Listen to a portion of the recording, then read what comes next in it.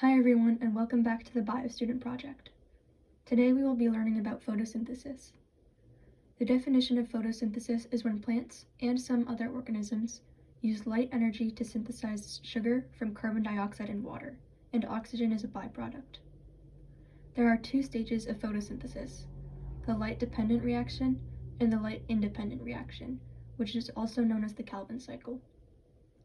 The first stage we will go over is the light-dependent reaction. This process occurs in the thylakoid membrane in the chloroplast. Here in this diagram, you see the granum, the stacks, and the thylakoids, which make up the granum. So the light-dependent reaction is in the thylakoid membrane, around here. If we look in this big diagram of photosynthesis, you see that in this reaction specifically, we're taking in water, which is H2O, and oxygen is exiting. So in order to get oxygen from water, we have to get rid of the H's. In this case, an electron carrier called NADP+ is going to take the H's from water, and it becomes NADPH. Sunlight is used in order to get the H's to NADPH because it needs energy. Additionally, in this process, ATP is created. So now we've seen part of our photosynthesis equation. We used water as a reactant and got oxygen as a product.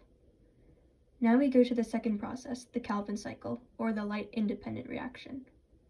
It's light-independent because it doesn't require sunlight. This stage occurs in the stroma of the chloroplast, which you can see over here in the diagram.